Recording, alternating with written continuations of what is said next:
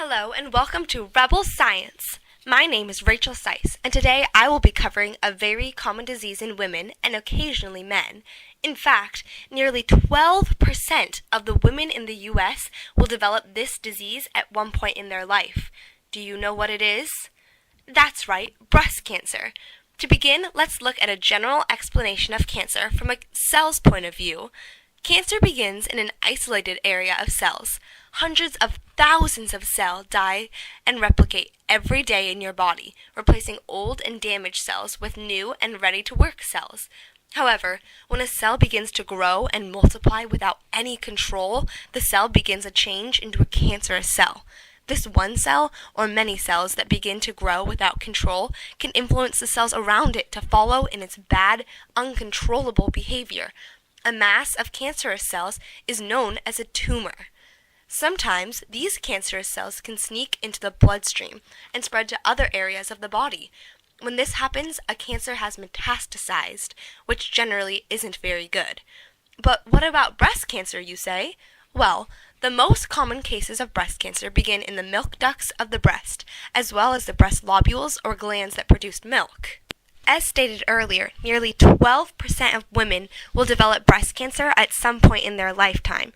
And for those with a first-degree relative diagnosed with breast cancer, this doubles. You may be thinking, wait, my grandma had breast cancer. Does that put me at risk?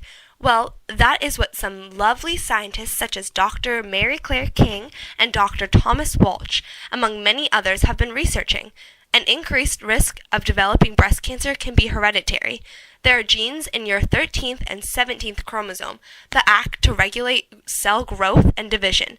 These genes are BRCA1 and BRCA2, standing for breast cancer susceptibility, gene 1 and 2. While I could go deeply into the science behind their position, 12.3 on the long arm of chromosome 13, with BRCA2 belonging to a family of Fanconi anemia complementation groups to produce proteins for DNA damage and location and repair, I won't bother you.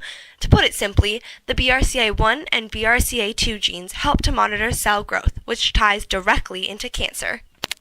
When a mutation occurs within the BRCA1 or BRCA2 gene, inhibiting the gene's ability to do its job and repair DNA damage and aid in cell protein ligase, which is simply the breakdown of unneeded proteins, cells may become abnormal and lead to cancerous growths. Let's take it back a step to clarify some scientific mumbo-jumbo that may be causing you to scratch your head right now. Yeah, I have a feeling sometimes. DNA, or deoxyribonucleic acid, holds the genetic material for a cell, coding for what the cell's job is. Mutation in genes are just a mistake in the replication of DNA. Mutations in BRCA1 and BRCA2 can be nucleotide deletions or insertions. Nucleotides are on the base components making up DNA, such as A, T, C, or G. When a nucleotide is deleted or inserted, the sequence of DNA cannot be read the same to accomplish the same task. An example of this would be to take the sentence, "Fix the car." Insert a T and the task is completely different. Fix the cart. Delete the X and the task makes no sense. Fix the car. Back to BRCA1 and BRCA2 mutations. These tie to breast cancer in increasing the risk of developing breast cancer by 40 and 70%. That's quite a risk, so definitely something to be aware of.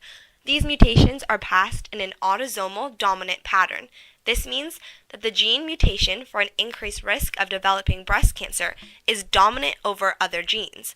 When genes are passed, a gene may be recessive or dominant. Dominant genes determine the characteristics with another dominant gene or recessive gene.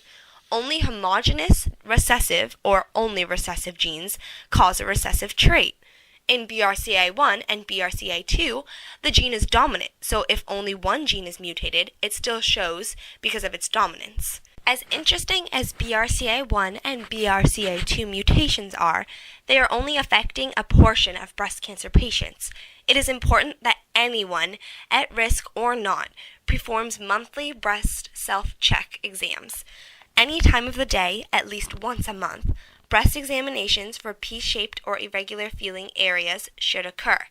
If something is found, inform your doctor to eventually schedule a mammogram or other testing. depending on family history of breast cancer and genetic history mammograms, could begin at a various age. However, it is very important to continue with regular mammograms after consulting with your doctor. For more information about early detection steps, check out www.nationalbreastcancer.org to find out more about self-checking, mammograms, diagnostic tests, and early detection step methods. Thank you for your time, and remember to remind friends, family, and loved ones to become aware of breast cancer signs and the importance of self-checks and mammograms and other testing. This has been Rebel Science. Thank you for watching.